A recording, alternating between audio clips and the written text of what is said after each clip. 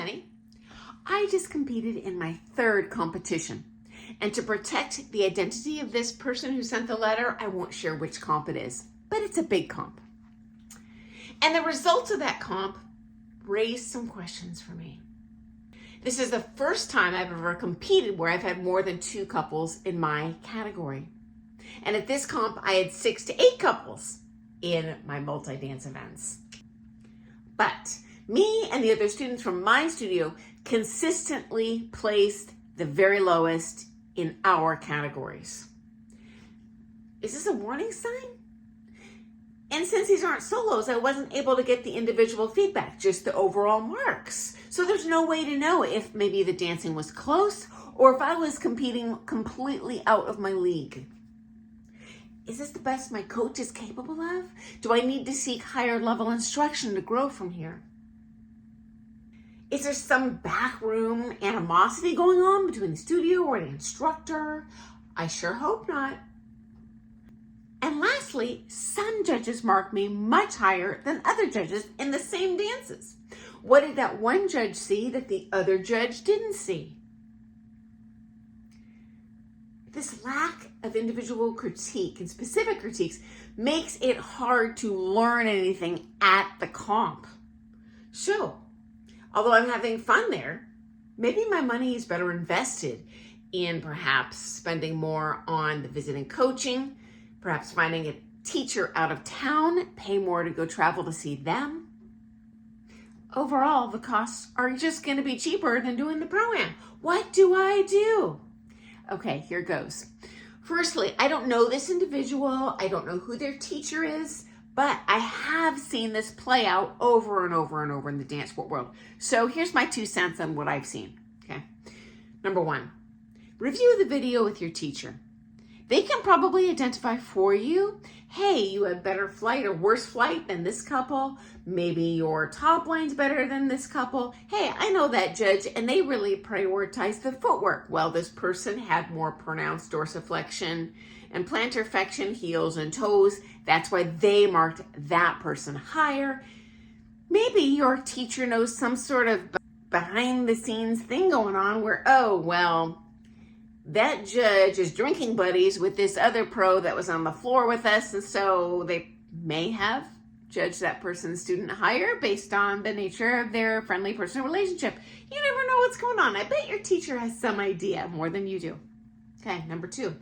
It's possible your teacher does suck, and they are completely oblivious to their inability to teach at a high level. I've seen that myself over the years in some cases, where a pro will consistently churn out someone that never gets a single callback, that always places dead last in their division. Yet, that couple, every couple that comes in their door, they're like, oh, I'm gonna make you a national champion, but you suck as a teacher, you're not gonna get them there. So I'm not sure what's going on, but I have seen it sometimes.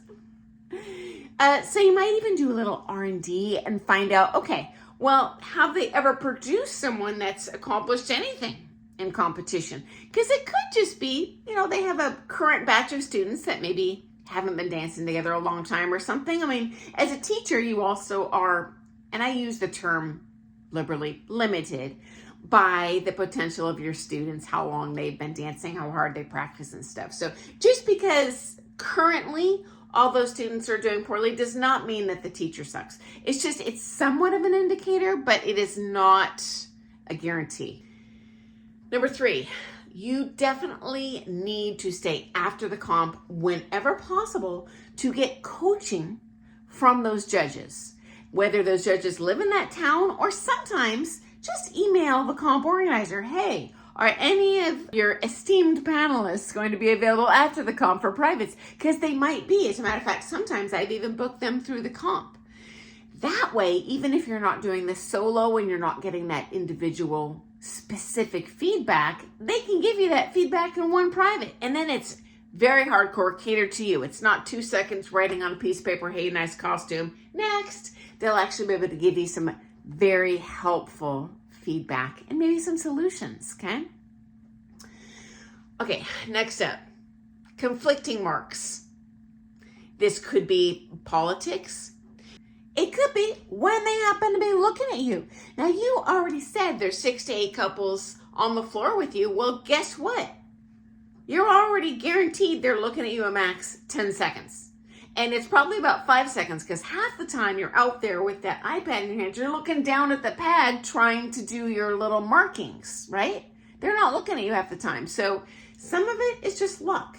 Dancing is a series of pictures that the judge is taking with their eyes. So the more still frames you get of, oh, that looks good, that looks good, that looks good, you're going to get more marks. No one hits the bullseye 100% of the time, but as your dancing progresses, you are going to get more of those pretty snapshots, so to speak, and the odds of you getting marked higher for by everyone will improve, okay? Next step. Do you need to switch coaches? Okay. So, true story. World champions came to a local comp where I was competing. And I signed up for privates after the comp with these people. And unsolicited in that private, the man of that partnership gave me a heads up that my teacher would not be capable of getting me beyond this skill level. And I was clueless at the time, but looking back, holy moly, were they right.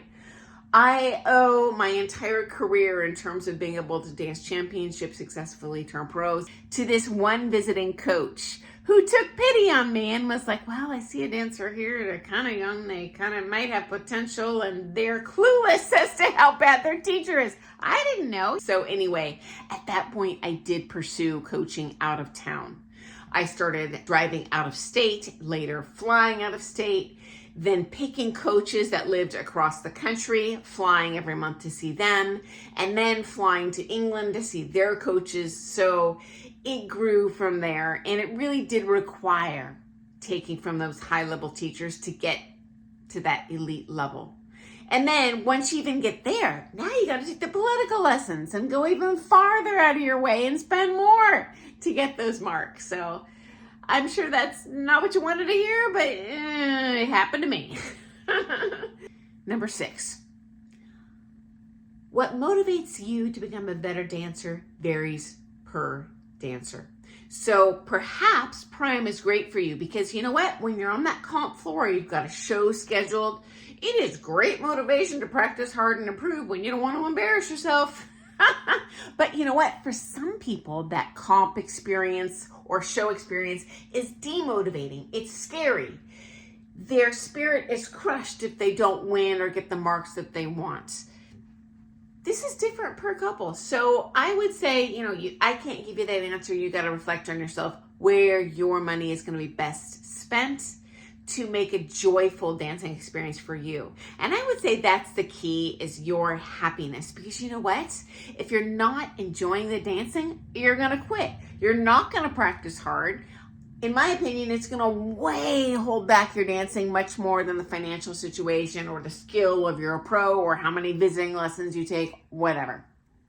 Okay, in closing, you asked if there's some sort of backroom animosity between the studio or the instructor, and I'm not exactly sure what you're asking here. Are you asking if there's going to be tension if you quit taking lessons there and go somewhere else? Or are you asking if maybe the teacher or the studio owner is politically clashing with the judging panel or the owner of that comp? If you can clarify that question, I will answer that.